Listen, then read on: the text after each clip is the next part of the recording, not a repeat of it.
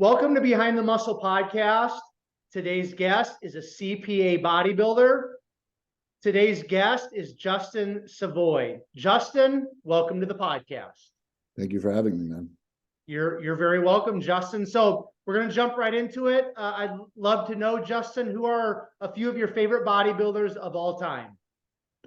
Well, it's gonna be for me, Ronnie Coleman, for sure, because he's the GOAT. Then you got the Flex Wheeler that I really admired the symmetry and whatnot. And probably after that would be Phil Heath, just because of just his work ethic and all the different platforms also that he kind of branched out to after bodybuilding also, and how diverse he was, and obviously like a great champion, like seven-time Mr. Olympia. But yeah, that would be probably the three. Okay. Now, do you recall or do you remember, Justin, who the first like pro bodybuilder is that you saw? Like, was it maybe like on YouTube or Instagram or on a magazine or on a DVD or something like that? Do you remember that or not necessarily? Yeah, it was I believe it was Jay Cutler, and it was one of his training videos that I saw.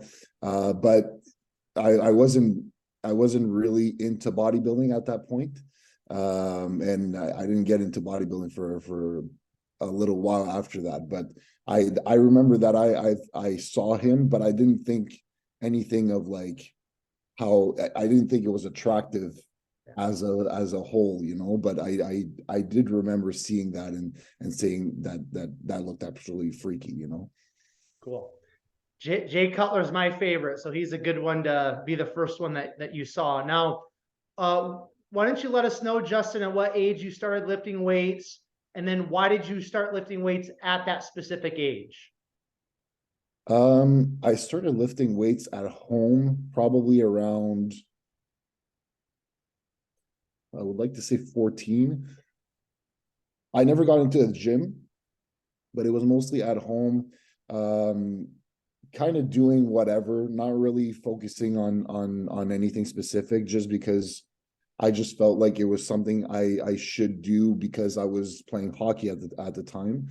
And it was just like and that's where I got really into like actually what I actually do as work right now is like learning what your body can do with performance while training, and not just training with weights, but training in terms of cardiovascular capacity and stuff like that, getting your speed up and all that stuff on the ice. So how would that translate on the ice when you're actually training physically off the ice? Okay. Awesome, man. Now, we're going to get into your backstory here, but since you kind of mentioned playing hockey and you started the resistance training around 14 at home, did you see some results with the weight training specifically toward the sport of hockey, or not necessarily when you were younger? Yeah, not necessarily physically as much, because I was very, very skinny. But I saw it in performance for sure, because it wasn't as much weight training as it was a lot of cardiovascular work. But I did do some weight training, but that's why I don't really count it as years that I was actually training, because it was kind of just moving weights around and this and that, and not really paying attention to it. It was mostly just to get myself faster on the ice.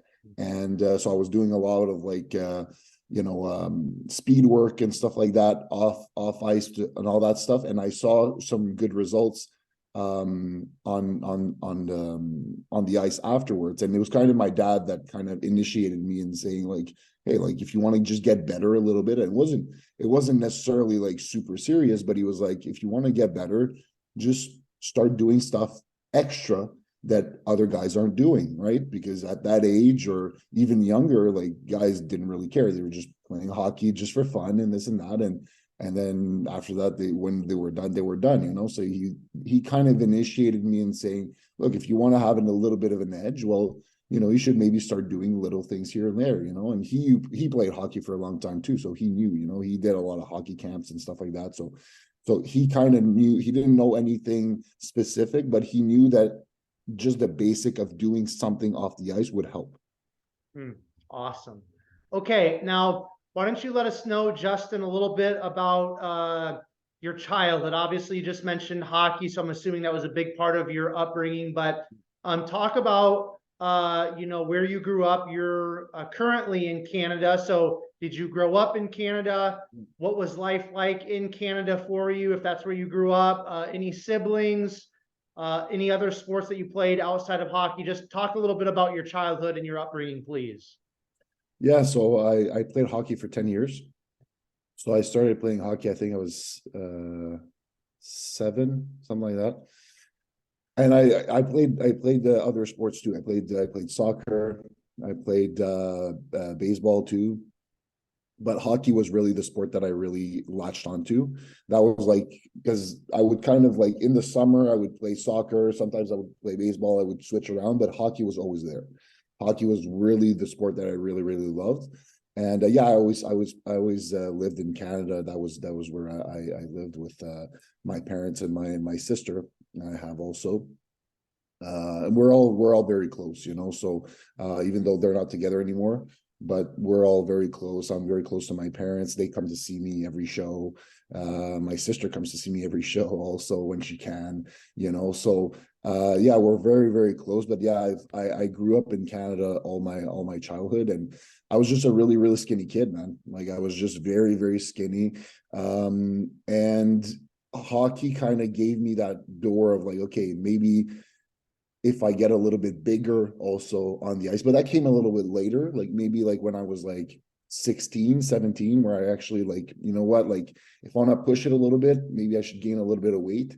And then I started looking into nutrition a little bit more early on. So like 15, 16, I started looking a little bit, still not knowing what I was doing, but just like looking into like, okay, if I want to gain a little bit of weight, this is what I should do. And, looking at like applications like Fitness Pal and all that stuff, just kind of like moving myself in the direction of where I am now, and looking back on it, like that's kind of what happened, is that I just kind of like, even though I didn't know what I was doing, I was kind of still going in that direction without knowing, so and then yeah, when I was 17, I stopped playing hockey just because I just fell in love with something else and started wanting to do a little bit more into the physical part, because I was still very skinny. Like when I was 17, I would think I was like 160 pounds, something like that, So, and then you're in high school, there's girls around, there's you wanna try to be a little bit more confident. I was very, very introverted. I still am, but I mean, I was very like in my bubble, very shy, so I wasn't too much going after the girls and this and that. But just the fact of training and seeing some results kind of gave me a little bit boost of confidence. And just, and then you start getting, even though I'm not thinking back on you, you're still very skinny, but you're a little bit bigger than other guys that aren't doing anything, So you're getting a little bit of attention, mostly from dudes, but but at least it gives you the confidence to say, okay, you know what, maybe I got something, and then you start, moving your stuff around and trying to be a little bit more sway with the girls and this and that, So yeah, that was kind of what attracted me after into bodybuilding. But it wasn't like I wasn't bodybuilding at that point. It was just I liked the physical part. I liked the results of saying, okay, my arms are getting a little bigger. Like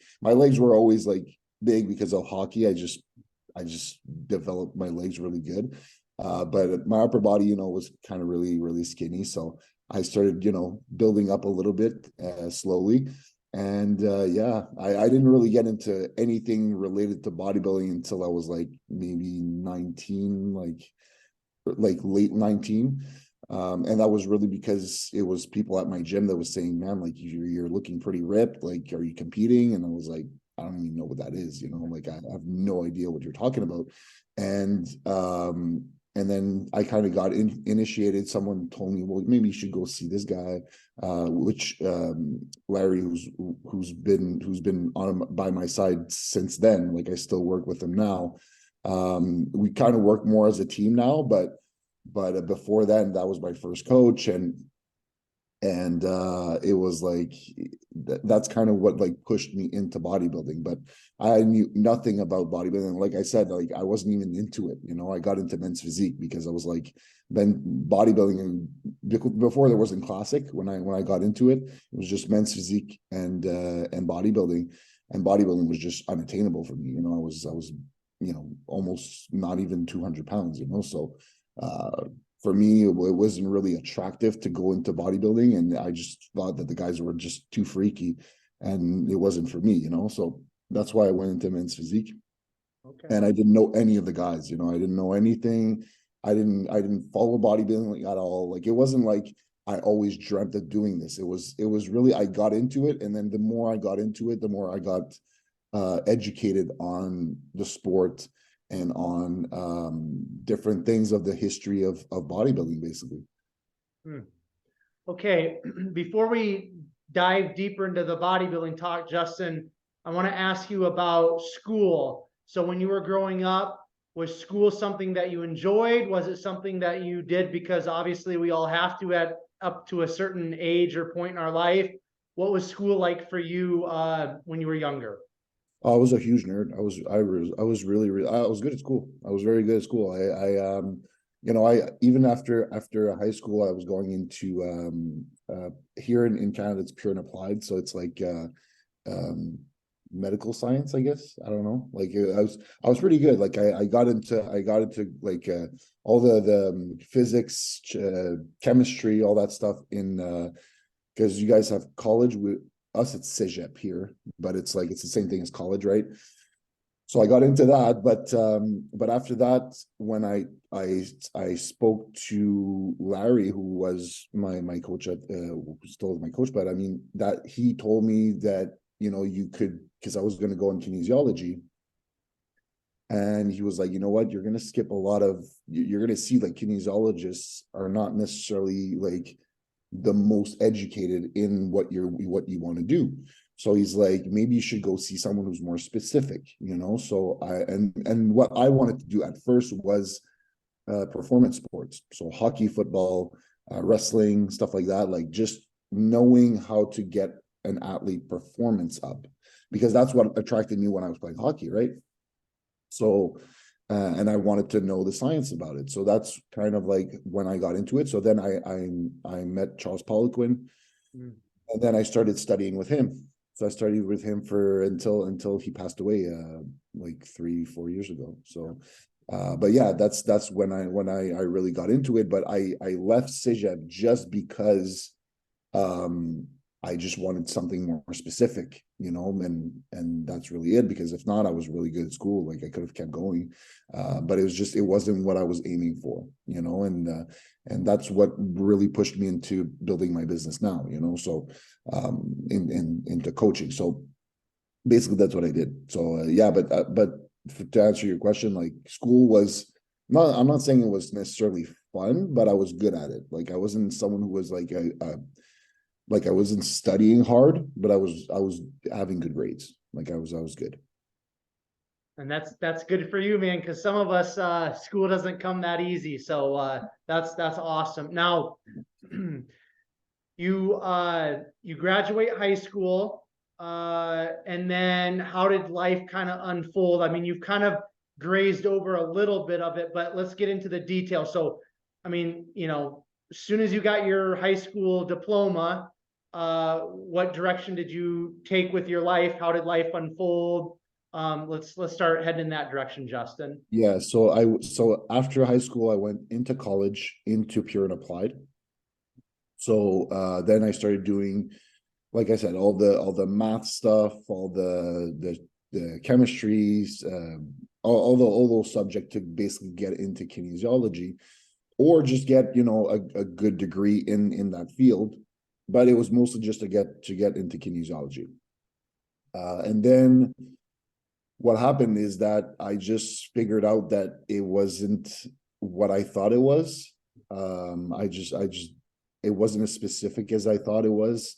And I just felt like I was going to have a better edge to go with someone who would be more specific in what I want to do in life. So that's when I went to meet Charles, who came to Montreal. When I met him the first time, I went to see him at the Swiss Symposium in Toronto. And then after that, he came to Montreal and started giving courses. And then I started doing courses with him for a number of years. And that's where I learned most of what I know, So then I started during that time, I built my coaching business alone. And then I started coaching, but I didn't start coaching bodybuilding. I just started coaching gym pop, So just getting people in shape, this and that. I wanted to get more into like performance sports, but in Canada, it's not like in the US. You guys have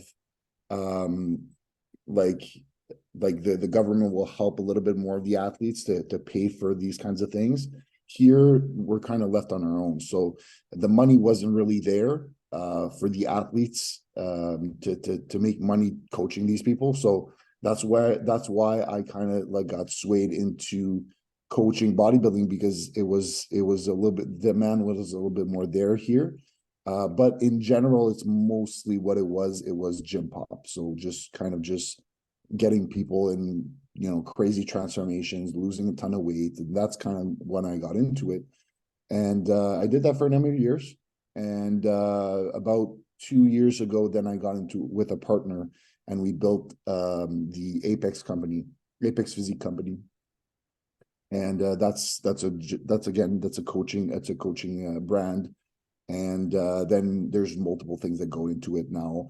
I'm going to start also giving courses, so start to teach a little bit more. Also, we got clothing brand coming up. We got all kinds of stuff that they're going to be into it with the coaching that we're still doing. But now it's a team thing. It's not just me, so that helps a lot for me to do all the things I want to do and to alleviate pressure. Like now, let's say if I'm prepping for a show, I'm not like 100% there, but at least I have someone that's with me to help me out with the business and stuff like that. So it's a lot easier for me to stay on track with my things when I have multiple people, and we have people working for us too. So it kind of helps a little bit more than when I was just on my own. When I was on my own, it was hard, because when you're prepping for a show and this and that, and you're still trying to maintain your business and this and that and push for it. You don't have the energy, you don't have the motivation to do all these things, but you still have to keep doing it. And clients understand, but it's still cool to have someone that's there to back you up. Okay, love it, man. Now I want to take a step back and let's talk about Charles Poloquin, because unfortunately, he's no longer with us. But in terms of like strength and conditioning and the strength side of sport and the industry, he's easily one of the top guys up there in terms of if you want to call him kind of like a godfather type person or what have you, but very well known within kind of like strength and conditioning, strength more so than obviously bodybuilding. But why did you go in the direction of Charles when you were kind of interested in the strength and conditioning aspect of things and the athletic performance? Why did you kind of go with him? Because there's a lot of people out there, right? Why did you go in that direction with him? And then what did you learn? Not necessarily like the strength and conditioning aspect of things, but maybe more so like the business side of things, or maybe the life side of things. What did Charles teach you, in terms of business life, that you kind of gleaned from him over the years that you were able to be a part of, his clinics and things of that nature, Justin? Yeah, well, the main reason why I got with Charles to go into conditioning and stuff like that, because I kind of went through with Larry, my coach that was with me, and he learned from him back in the day. And Charles was from Montreal back in the day. Now when I met him, he lived in Colorado, but he knew a lot of people here. He was French too. So, but when I met him, and that's where I kind of clicked, and I was like, you know what, this guy is like, it's next level, you know. And I went to one of his seminar, and I'm like, I have to learn from this guy, you know. I have to, whatever it takes. So I didn't necessarily learn a lot of courses here in Canada. I went to Colorado a lot to do internships with the US team for in judo. So that's kind of where I learned a lot of stuff too. I went to Estonia, which is the last course that he did before he passed away. So I traveled a lot to go and see him and learn different things, because there were so many things that I wanted to learn from him. And I tried to maximize as much as possible. And I put a lot of money into this to basically push my business into it. But it wasn't mostly into bodybuilding. But the thing is that all the things that I learned in conditioning was able to be applied in bodybuilding to get people lean, right? So I used a lot of it of the knowledge to translate it into getting people shredded. You know what I mean? So then when it got into bodybuilding, what I was able to get my athletes absolutely peeled for shows, because I used a lot of the knowledge that he taught me basically. But yeah, so that's kind of how it worked out. And what was the second question? I'm sorry. For the Well, for just what did you kind of glean from Charles in Yeah, terms of maybe the business side of things, or even life?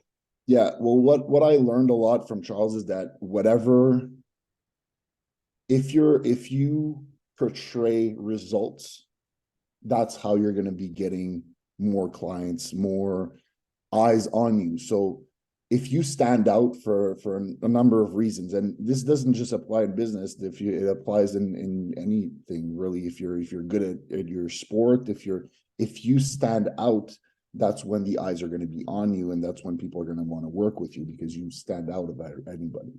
The problem with that, kind of, because it's a really really good application, but the thing is now with social media and stuff like that, you have to put yourself a little bit more out there, you know. And that I kind of learned it after. I was like, yeah, okay, yes, it does work, but if you want to go into another level nowadays, because he when he was coaching, he built his name off of what I'm telling you, but social media wasn't around, right? So if you wanted to know who was good, well, who got this guy Olympic gold medals? Well, Charles did, you know what I mean? So that's how you were kind of getting, okay, who should I hire as a coach? But now it's how exposed are you on social media? How much eyes are on you all the time?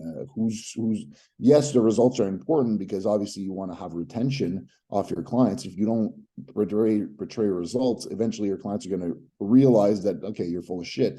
You know what I mean? But if you want to build a good client base now, you have to be a little bit more out there. You have to do videos. You have to do more than what you were doing before and just getting results. You know what I mean? So both sides are true in terms of, if you get results, obviously people are going to go and around you, but nowadays you have to be a little bit more out there. You have to do a little bit more on social media, obviously. And I've never been really a social media person, but I'm getting a little bit better over the years. I kind of learned a little bit how to do it a little bit more, but I'm still learning. Like, I'm still a dinosaur in that kind of field. But yeah, it's obviously very important. Now you can't go around it. You have to be on all those things, Awesome, man. Now, men's physique, that's where you kind of started. And I saw a picture. I try to go to the guests. Usually it's their Instagram to kind of learn a little bit about them before we have a conversation for the first time on the podcast. And I saw a picture of your first competition, a men's physique competition. Then I think it was the last time you stepped on stage a couple of years ago. Looked like the amateur Olympia or something like that, maybe. Yep. And it obviously was a pretty cool transformation. But let's start talking about you getting into competing. So you meet Larry, and he's kind of the one, it sounds like, introduced you to like bodybuilding and actually getting on a stage and flexing and things of that nature. Is that correct? Yeah, absolutely. Yeah. Okay. So Talk about, your first prep. Talk about your choice. You kind of already mentioned you did men's physique because you just didn't think bodybuilding was attainable for you at that time. Yeah. So talk about your first prep. Talk about men's physique. How many competitions did you do in men's physique? And when did you transition then into bodybuilding?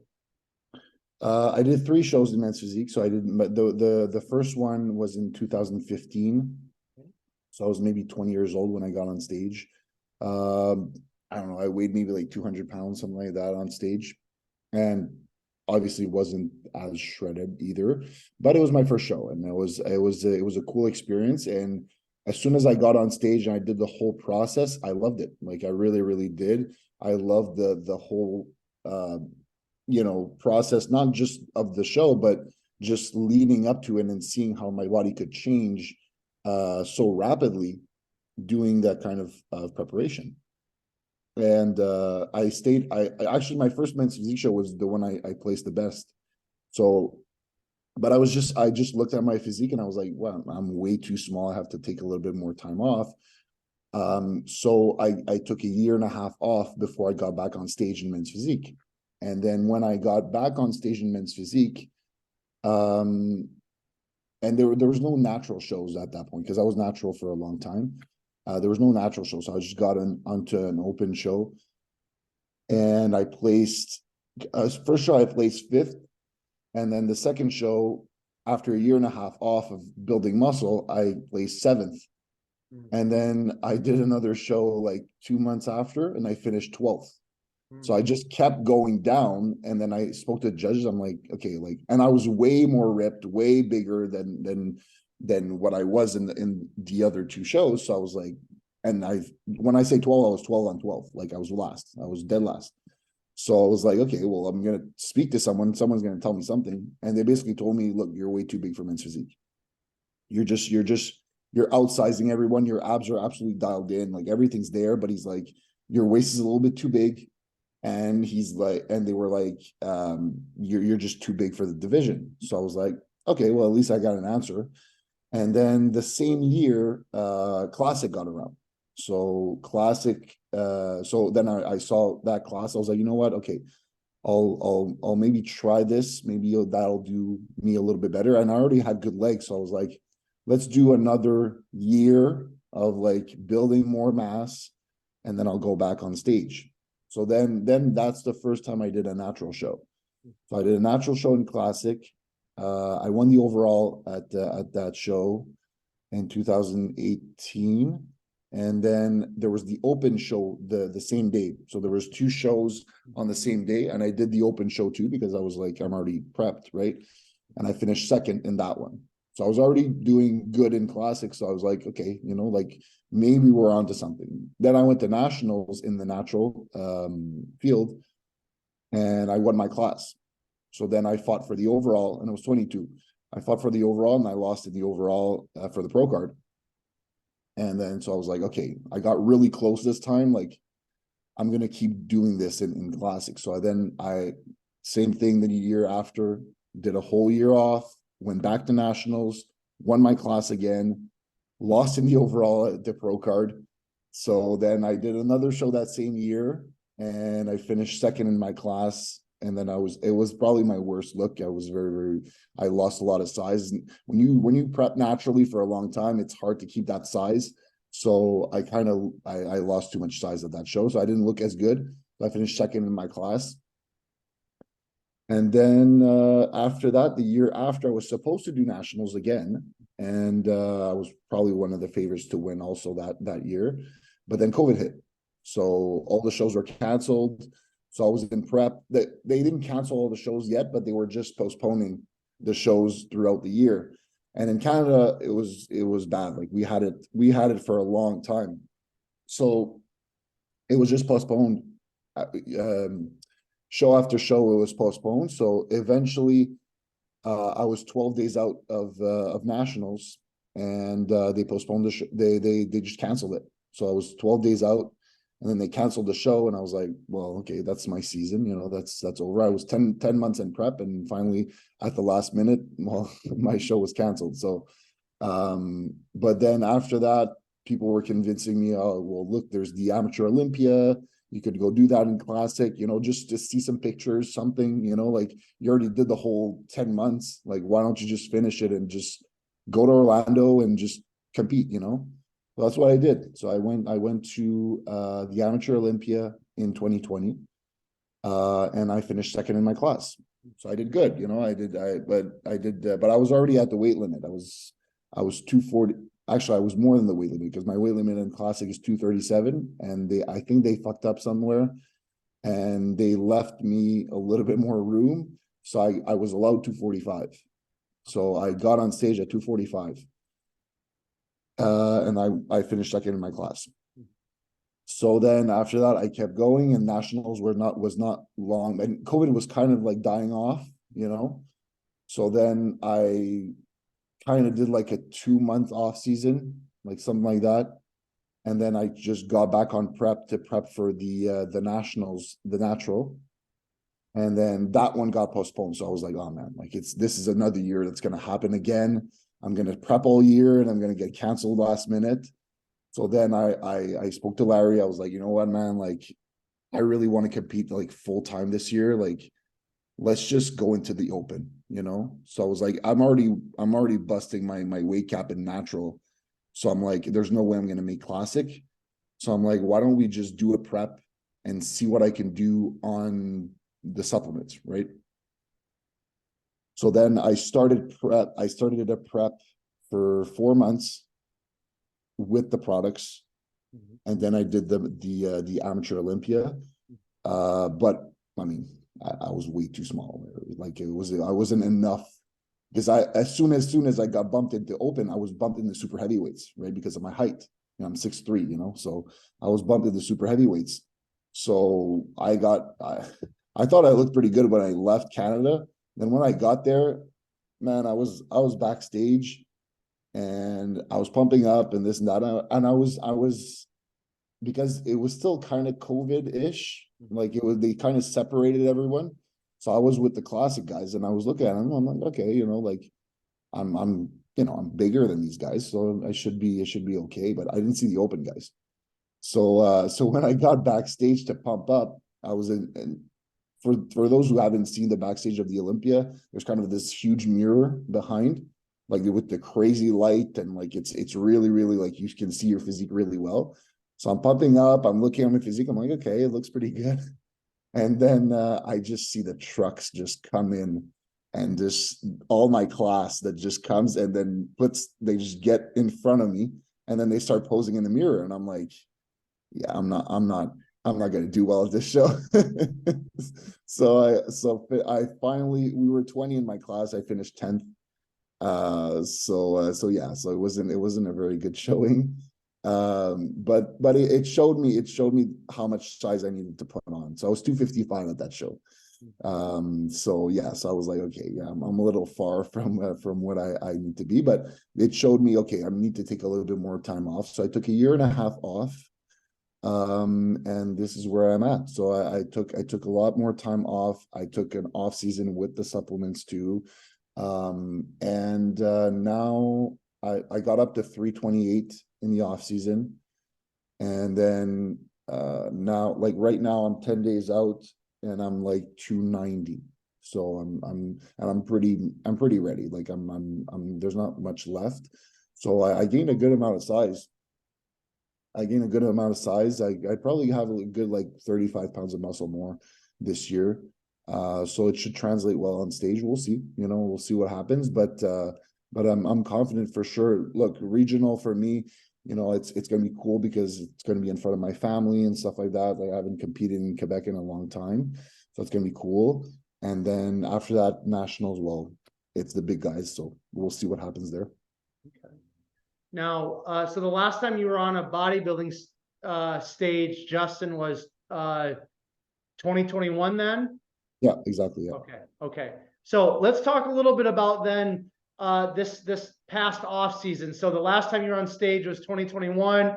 You had a full off season on gear. So let's talk about how did this off season go? Obviously, you were just trying to quote unquote get bigger, which is kind of, I think, most bodybuilders pursue, right? Especially when you're a Yeah. super heavyweight. But what was there, was it kind of your upper body specifically that you were focusing on putting that tissue on? If so, let's just talk a little bit about how this off season went, and then we'll talk about this prep up to this point. Yeah, well, it was a lot on my back and my chest, so a lot of mass had to be put overall upper body. You know, my legs were really already good, but overall upper body, I put a little bit of size on my legs too, but it was mostly the upper body that needed to catch up.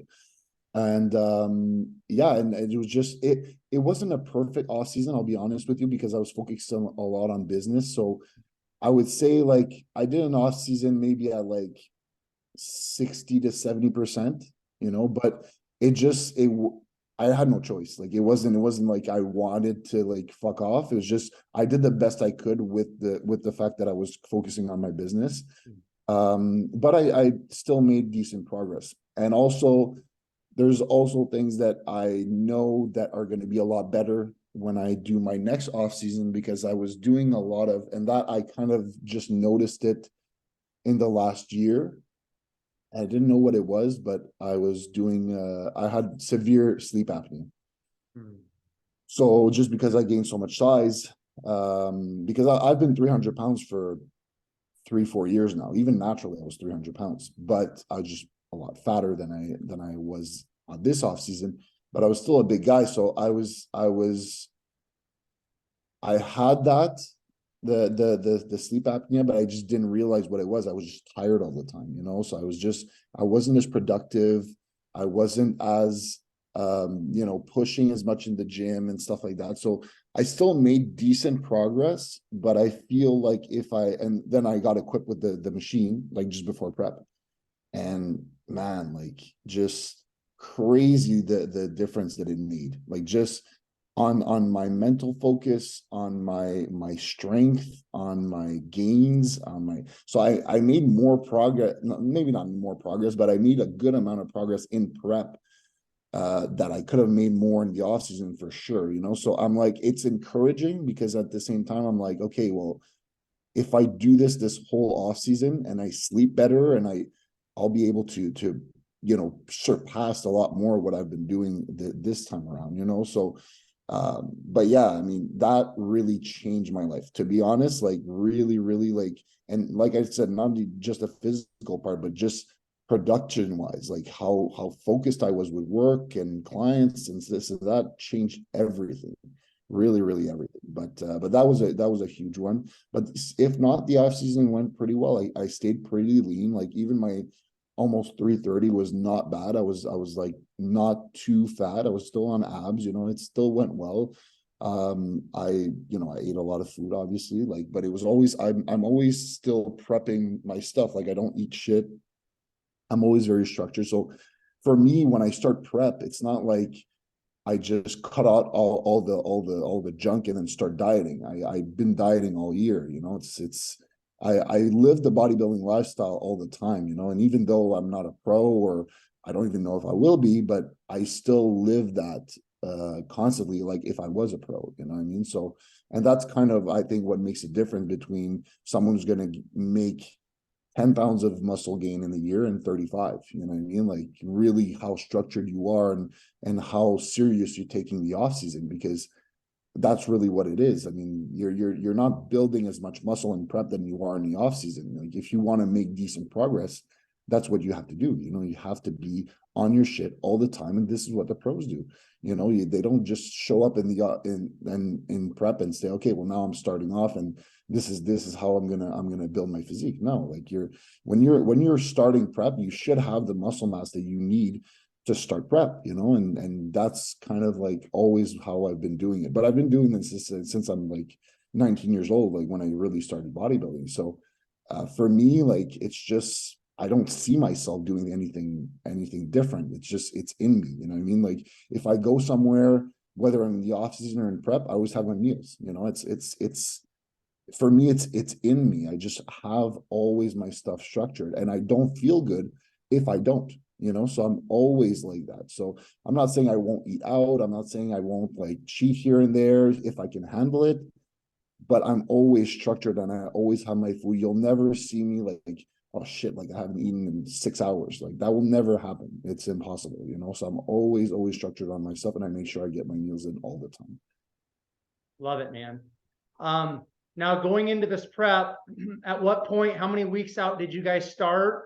And why don't you like just kind of tell us how much cardio you're up to, and how has this prep gone compared to maybe some previous preps of yours, Justin, please? Yeah, we wanted to start the prep. Usually I start a prep like 20 to 22 weeks before the show. This one we started, that's what we did, but I didn't start lowering the food because this is how I kind of liked to do it for this time, because it was kind of the first real, like this is the first real open show that I'm doing like an actual shot at it. Like, okay, I did the first one, but I kind of did it like 4 months into like starting gear and this and that. So it wasn't the same thing, but this one, like I went off for a little while. And then when I started prep at like 313 at 22 weeks out.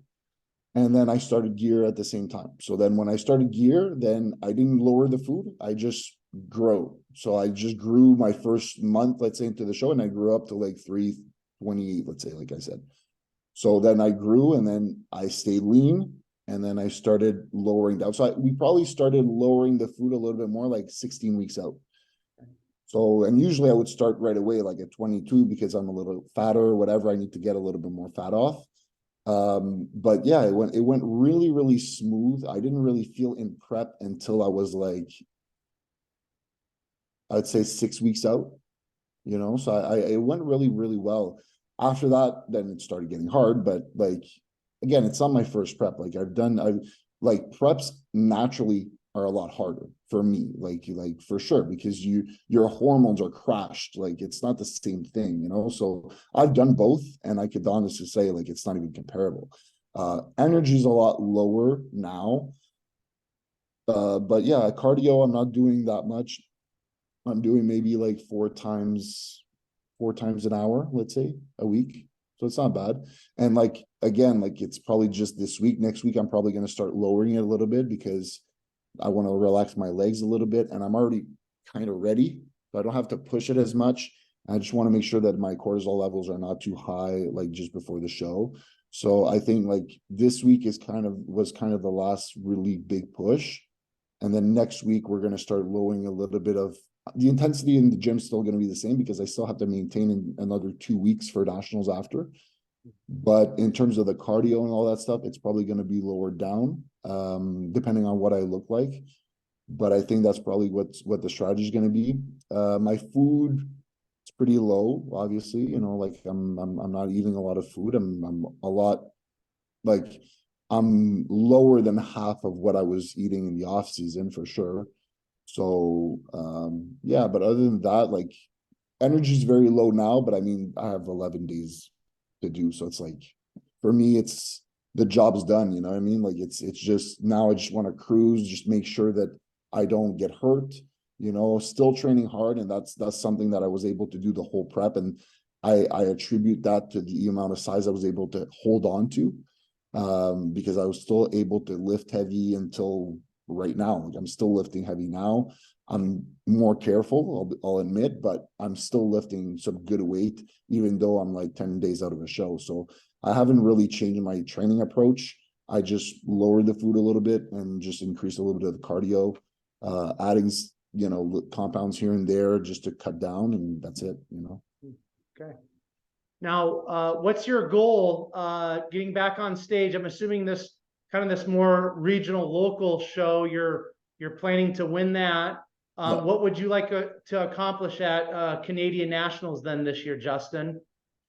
Well, I never go into a show thinking I'm not going to win. So I'm going into nationals to win my pro card. It's I'm going into it to really dominate, and that's what I'm going to do. Does it mean that that's what's going to happen? No. Like I have no idea who I'm going up against. But I think I have the physique to be competitive at that level. And then whatever happens. I'm going to be absolutely shredded. I know that. So I'm going to be in really good shape. And I'm gonna have a lot of size, you know. So like for me, that's where I'm gonna be able, and I'm someone who's wide, you know, I'm a wide guy, I'm tall, my waist is really coming in because of the size that I've put on. So the waist doesn't, like when I was men's physique, I had a big waist, but I didn't have the muscle. Now I have the muscle, I have the legs, I have the shoulders, I have everything that's giving me that illusion of a cartoon character, you know. So that's kind of what I'm aiming for. So if I get on stage, like I'm thinking I'll be on stage probably at like 280.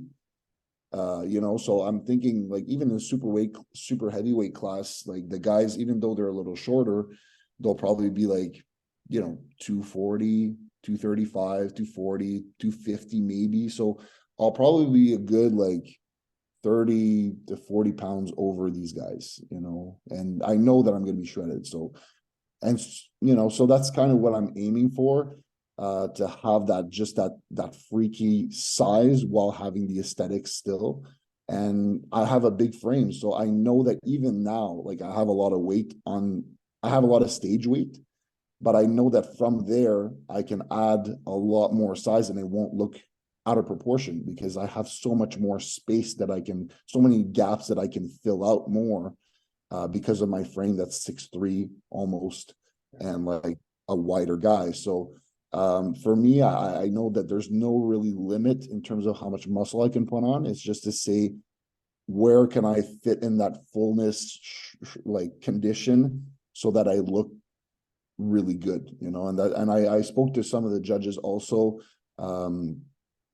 so I know kind of what they're looking for, and some of them have told me, even because they saw me when I was like 300, and they were like, man, like your condition's already really good at 300. He's like, don't try to like dig down into like 270 just to get like absolutely like paper skin, but you're losing all your pop, you know what I mean? So it's kind of have that good fine line where you're full but you're still shredded.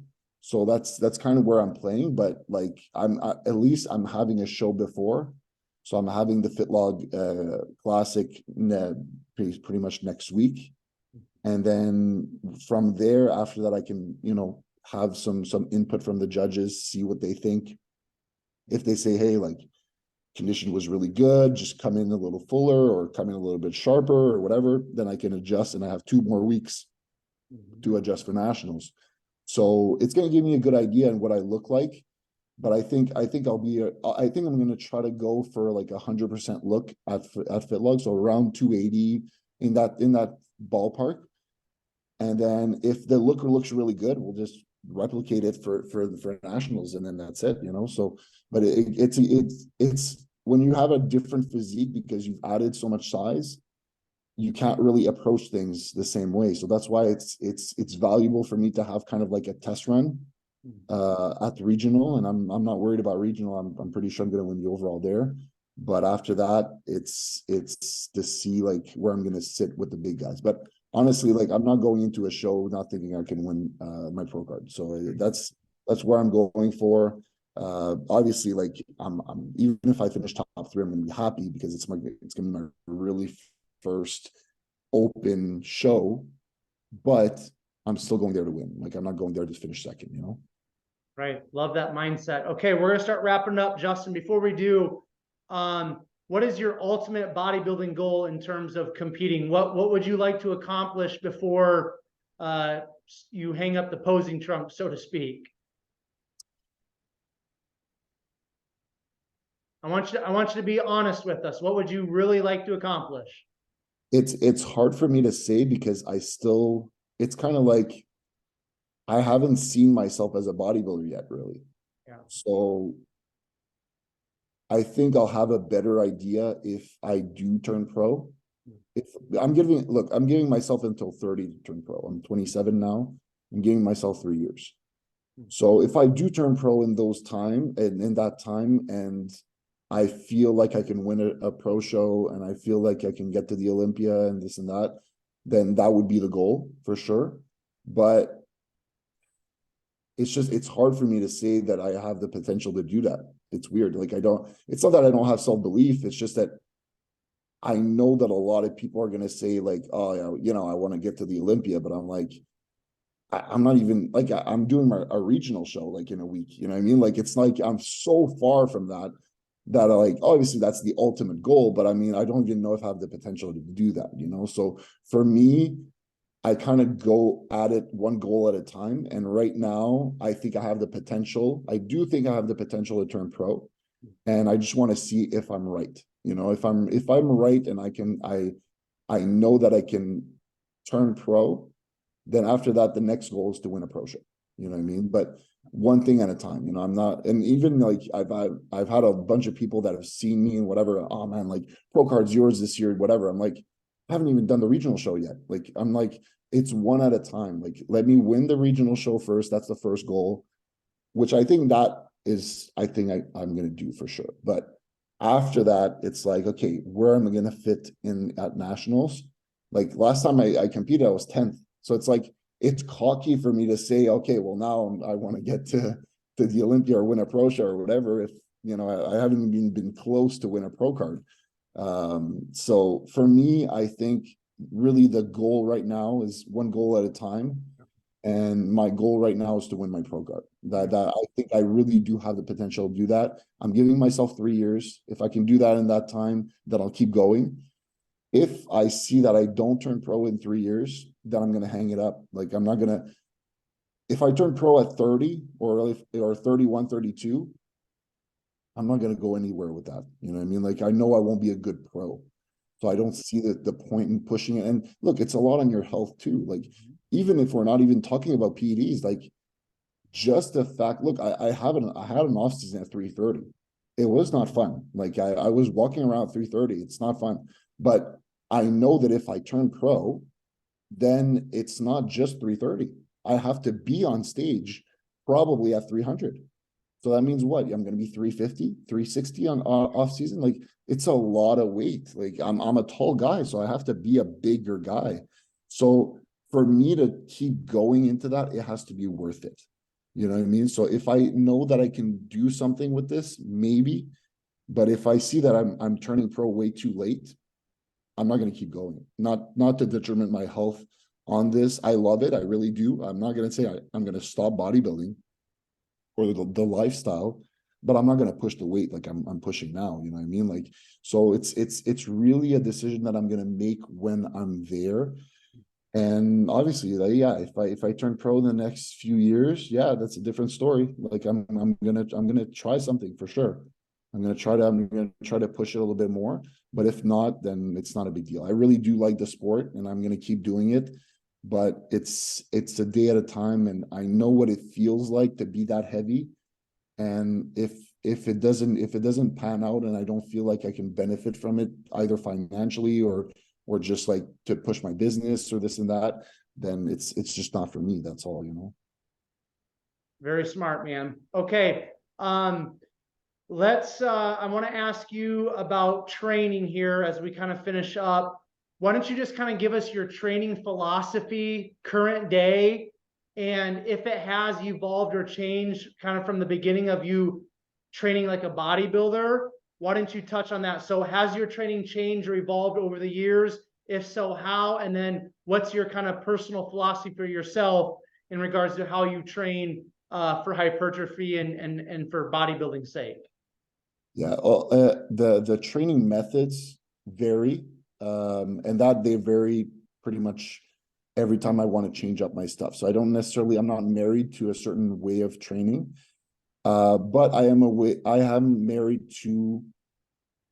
I'll correct that. I'm not married to exactly how the split is done. So let's say what body parts am I training with what or this and that, but I am married of the fact of progressively overloading my trainings. So tracking my stuff, making and it's not necessarily that I feel like it's the necessarily the all and that's how you have to train. I just feel like I have the most fun doing that.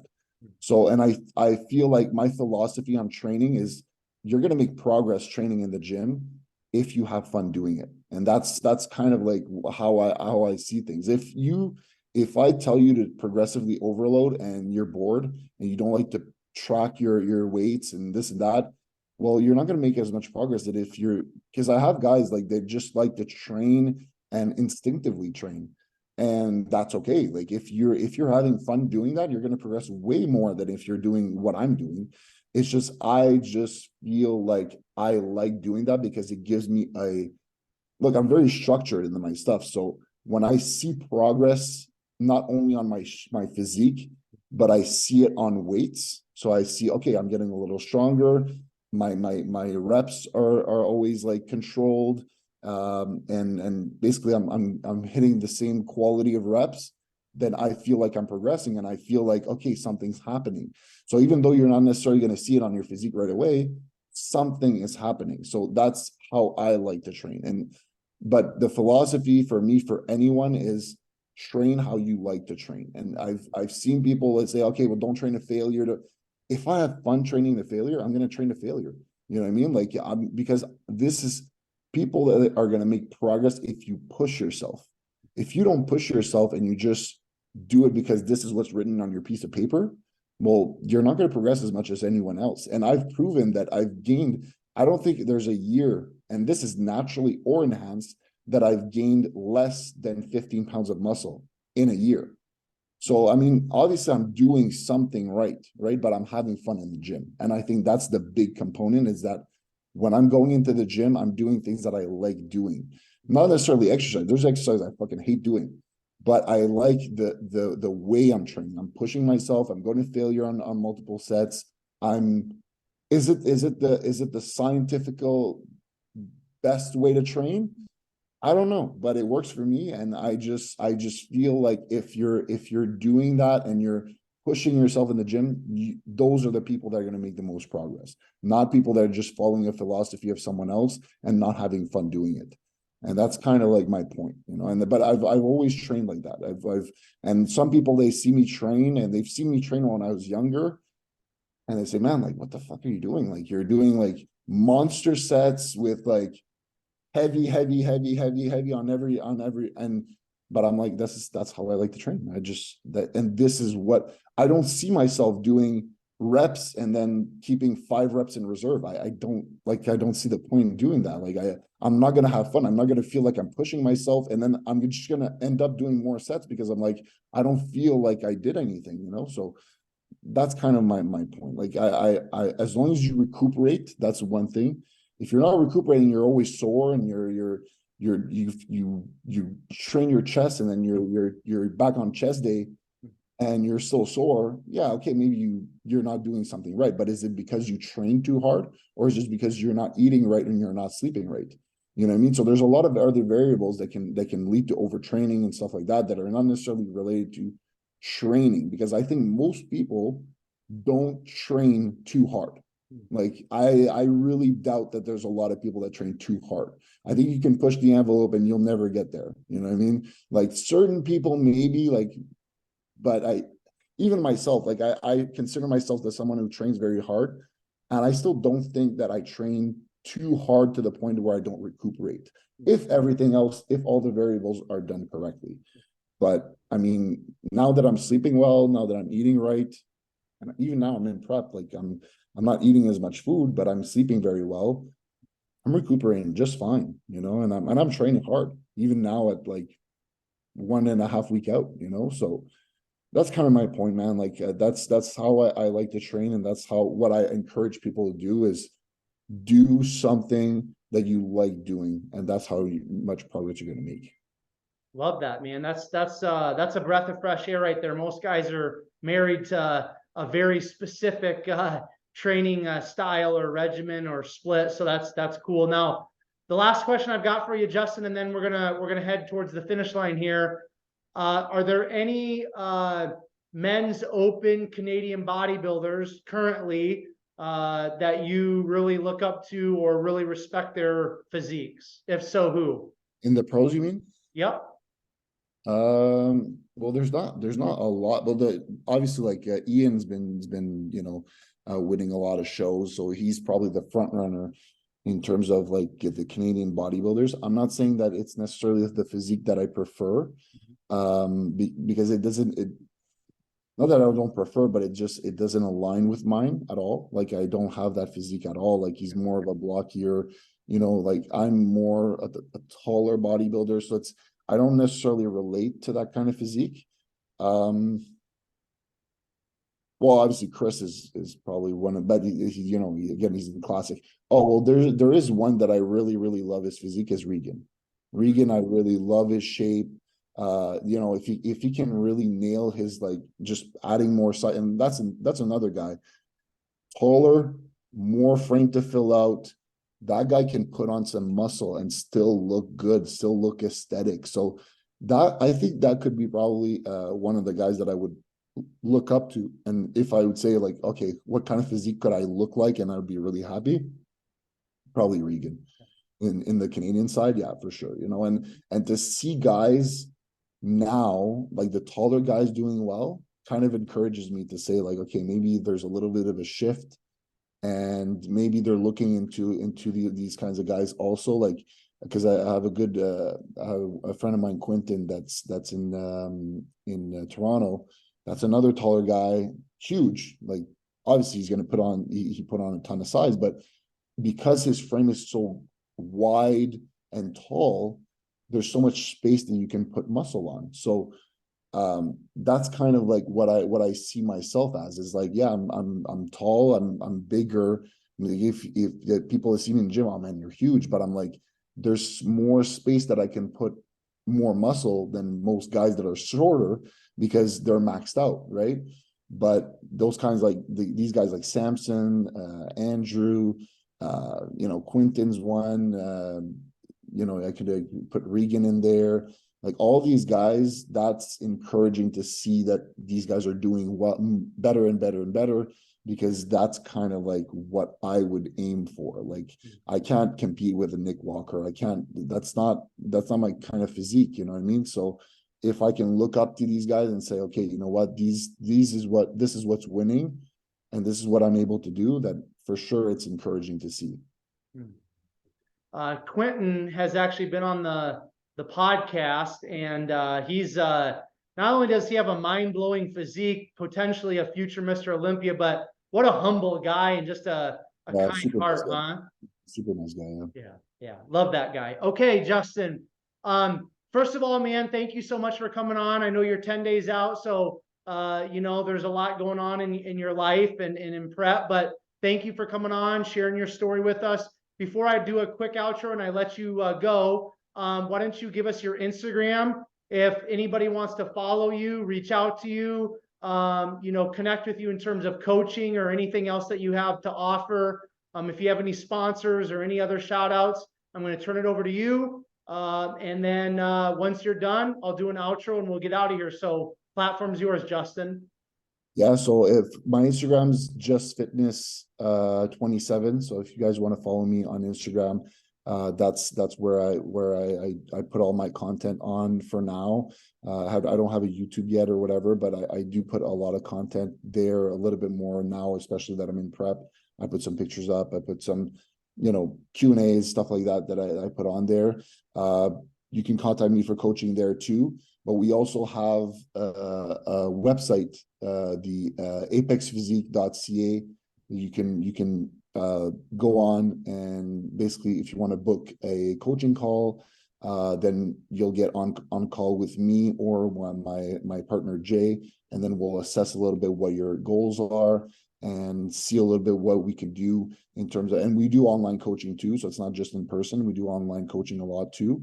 So then the team can take care of you and see a little bit what would be the, basically the objective that you're looking for. And then we'll set up a plan together to see how the team can help you. And yeah, also that's pretty much it. What I was going to say, I forgot. Any sponsors or anything like that? No, prep brain, man. Yeah. So, well, yeah, my two sponsors. I'm with ATP Labs, so those for the supplements and this and that you can DM me if you want your promo code. I'll give that to you, and you can save money off the supplements are best quality that you can have. I've been with ATP Lab for 10 years now. I haven't been sponsored by them, but I was using the products way before I even got sponsored with them. So really fell in love with the brand. They have everything for health supplements to protein to carbs to whatever. They have a full panel of every supplement you can think of.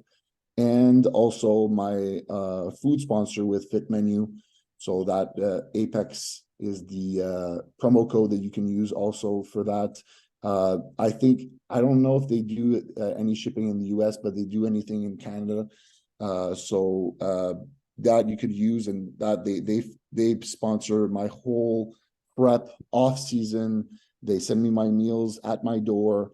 And now I'm a lot more strict, so I don't have any like condiments and stuff like that. But usually what they do is they have full meals that are very, very healthy. And what I usually order is just the meat, but the meat will be changed every week. So you have a different recipe every week. So if you're people that don't like necessarily cooking or don't have the time or whatever, you always have a variety of different foods that they change every week. So you never get bored of eating the same meat all the time.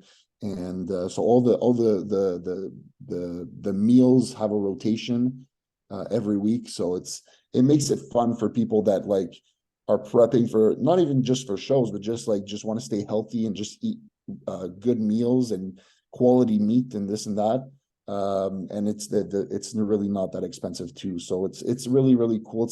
It's the two best sponsors I could ask for. And especially for the meals, like it really, really saves my life, like I get my meals right at my door and I don't have to, I do groceries for little things here and there, like fruits and this and that. But other than that, everything's, at my door, and I can take care of all the other things that I want to do, Excellent. All right, Justin, I'm going to do a quick outro, then I'll let you go. But thank you again for coming on. Okay. Yeah, well, thank you for having me, man. It was it was a really pleasure, man. Yeah, you're very welcome. All of you who are tuning in to another episode of Behind the Muscle Podcast, I just want to say thank you so very much. If you guys have not done so already, please make sure you hit that subscribe button in regards to Behind the Muscle Podcast on YouTube.